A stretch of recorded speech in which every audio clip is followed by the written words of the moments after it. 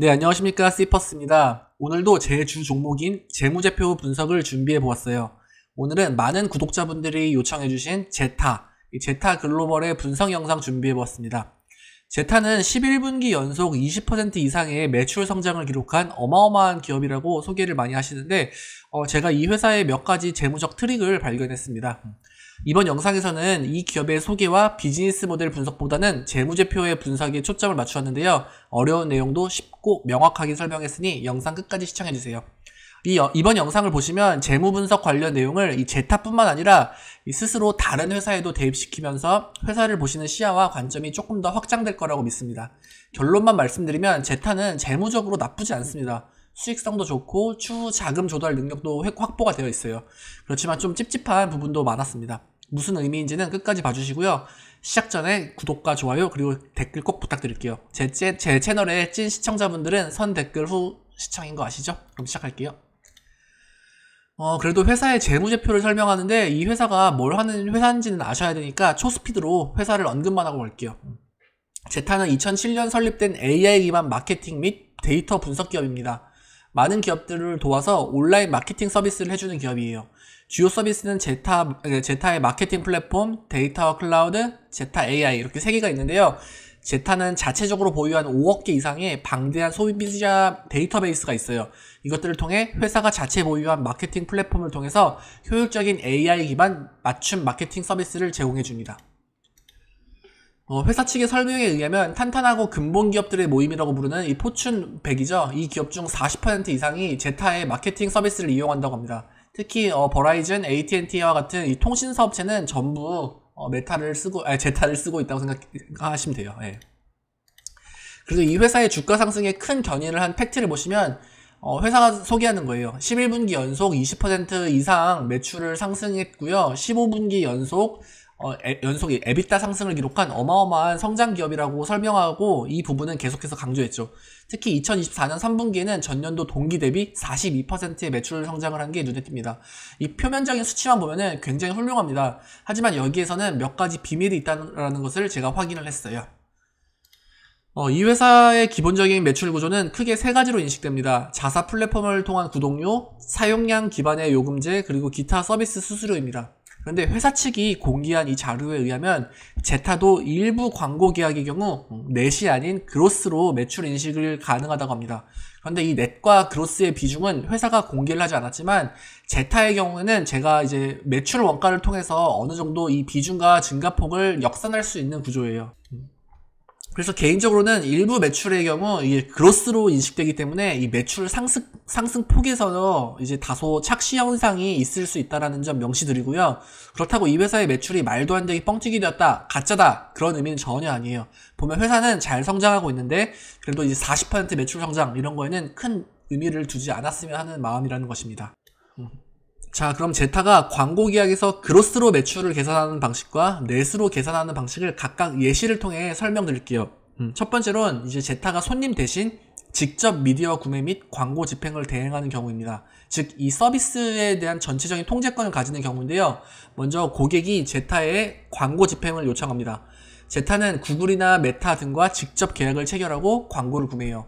그리고 고객 대신 이제 자사의 데이터 기반을 통해서 광고를 최적화해 주겠죠?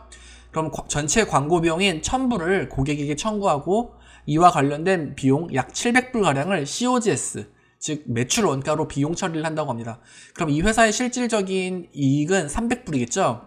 왜냐하면 700불은 이제 구글이나 메타 같은 광고 판매 회사에 줘야 되니까요.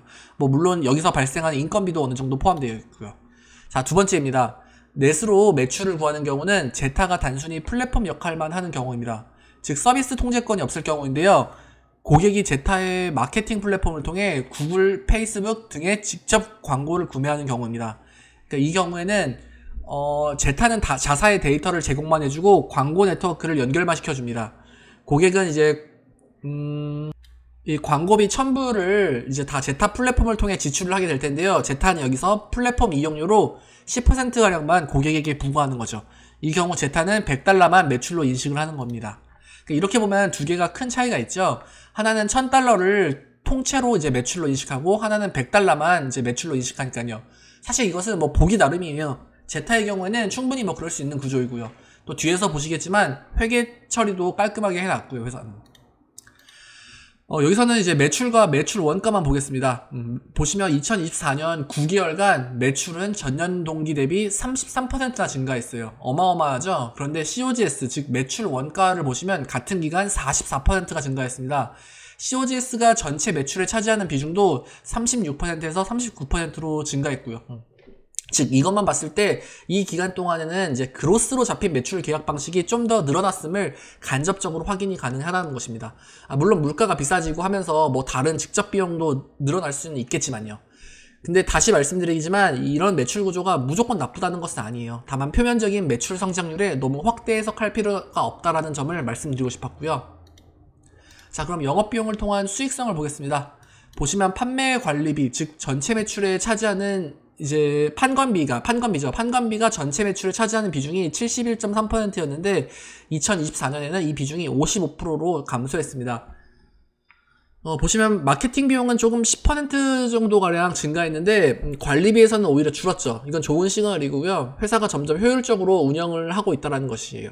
연구개발비는 절대적 액수가 조금 늘었음에도 불구하고 이제 매출 성장만큼은 따라가지 못해서 매출 대비 9.6%가량을 유지하고 있습니다.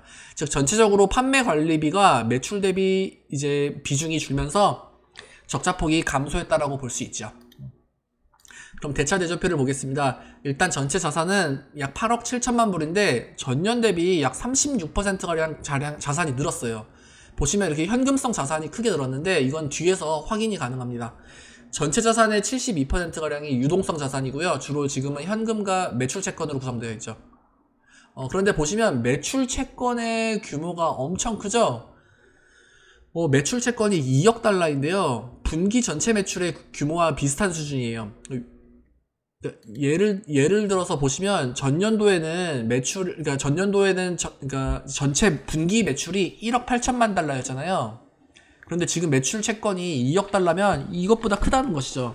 이건 제가 좀 이상해서 찾아봤습니다. 네, 그러면 그렇지 회사에서도 이것을 리스크로 인식을 해놨더라고요. 회사 측에 의하면 일단 2023년과 2024년 전체 매출의 10% 이상을 차지하는 고객은 없었다고 해요. 뭐 좋은 뜻이죠. 그런데 2024년 9월 말 기준 2개의 고객이 전체 매출 채권의 10% 이상을 차지했고요. 제타는 이제 고객으로부터 발생할 수 있는 예상 신용 손실을 지속적으로 모니터링 중이라고 합니다. 매출 채권을 못 받는 걸 보면 고객의 재무적 문제가 있을 수도 있고 제타의 기술적 문제로 광고 효과가 없었을 수도 있고 뭐 이로 인해서 나중에 법적 다툼 가능성은 없을까? 뭐 이런 뭐 별 생각이 다 들죠. 뭐 이건 제가 직업병으로 너무 오버하는 걸 수도 있는데요. 그럼에도 불구하고 전반적으로 매출 채권 회수가 잘 안 되고 있는 회사라는 것은 분명합니다.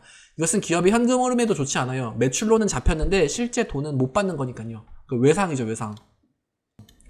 자, 그럼 부채를 보겠습니다. 보시면 반대로 매입 채무는 잘 관리하고 있는 것 같아요. 즉 제타는 받을 돈은 잘 못 받고 있지만 줘야 할 돈은 잘 주고 있는 거예요. 현금 흐름이 좀 나쁘겠죠, 그럼.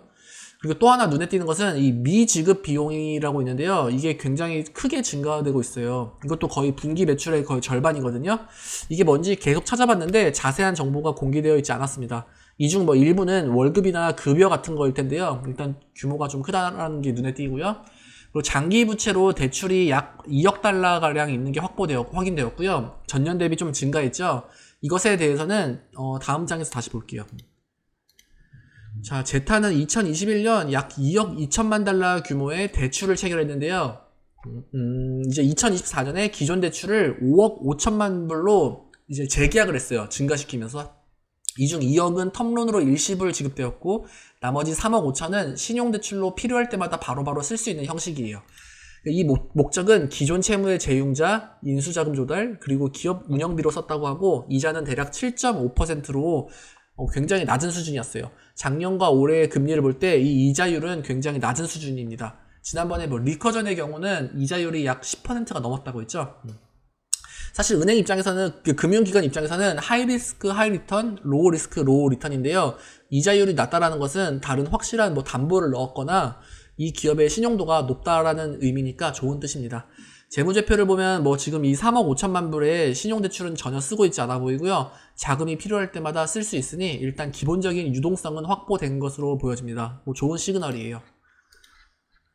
그럼 현금 흐름을 보겠습니다. 와, 진짜 깜짝 놀랐습니다. 이 회사는 직원들의 주식 보상 비중이 너무 커요. 보시면 분기 매출 수준입니다. 엄청 크죠, 그쵸? 이건 그래도 실제 현금을 지급한 게 아니라 다시 합쳐졌는데요. 이 회사의 주식 보상 비중이 크다라는 점은 꼭 기억하셔야 되고요. 보시면 이제 뭐 매출 채권 이렇게 못 받은 거 이렇게 다 적혀 있고요.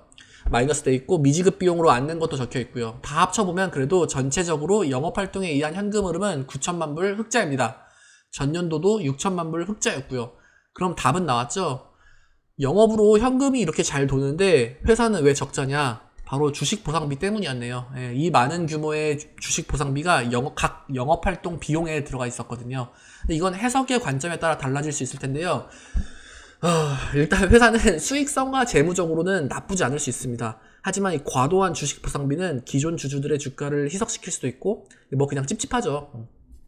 그래도 뭐 회사가 지금처럼만 매출과 이익이 성장된다면 아깝지 않죠. 하지만 성장이 침체되고 일도 못하면서 보상은 뭐 이렇게 많이 받아가냐 뭐 이런 목소리가 나올 수 있는 거고요. 자, 다음은 투자활동과 재무활동의 현금 흐름인데요. 약 3천만 불 가량의 투자활동으로 현금을 쓴 게 보이고요. 주로 웹사이트, 소프트웨어 개발비와 다른 자본 지출이 있습니다. 재물을 보면 아까 설명드린 대로 이렇게 보시면은 기존 대출의 재융자가 플러스 마이너스로 나왔고, 특이한 점은 여기 보시면 약 2억 얼마죠? 예, 2억 불치 가량의 주식 발행을 한 게 보이네요. 결과적으로는 3억 불 현금이 증가해서 4억 2천만 불로 마무리를 했는데, 아까 대차대조표에서 자산이 늘어났다고 했죠? 결과적으로는 이제 주식 발행으로 인한 현금 증가로 자산이 는 거였습니다. 자, 마무리 및 결론입니다. 제가 이제는 마무리 및 결론 파트에서 요약을 안 하려고요. 아니, 재밌는 게 제 영상들 시청 시간을 분석해보니까 대부분이 그냥 앞에 내용 안 보시고 마지막 장만, 마무리 요약만 보시고 나가시더라고요. 아니, 이게 말이 됩니까? 앞에 중요한 내용들은 안 들으시고 마무리 요약만 들으면 안 돼요. 첫째는 열심히 준비한 제가 너무 속상하고요. 둘째는 요약만 보시면 회사 전체적인 재무를 이해를 못 하십니다. 그래서 요약만 보시고 막 이상한 댓글 다시는 분도 많더라고요. 여튼 요약이 궁금하신 분들은 영상 정독하시고요. 그래도 뭐 마무리는 지어야겠죠? 제타는 재무적으로 나쁘지는 않은 회사입니다. 굉장히 좋아요. 그렇지만 몇 가지 좀 찝찝한 부분도 없진 않았습니다. 이 부분은 그동안 회사 측의 뭐 어닝콜이나 다른 쪽에서 언급이 되었을 수 있는데 제가 거기까지 찾아보진 못했고요. 오늘 영상은 여기까지고요. 영상이 도움되셨으면 구독과 좋아요, 댓글 꼭 부탁드려요. 주위에 영상 많이 홍보해 주시고요. 분석이 필요한 다른 기업이 있으면 댓글도 남겨주세요. 아무래도 유튜버다 보니까 조회수가 좀 나올 만한 기업들의 영상을 올려야 하더라고요. 그럼 다음 영상에서 뵙겠습니다. 감사합니다.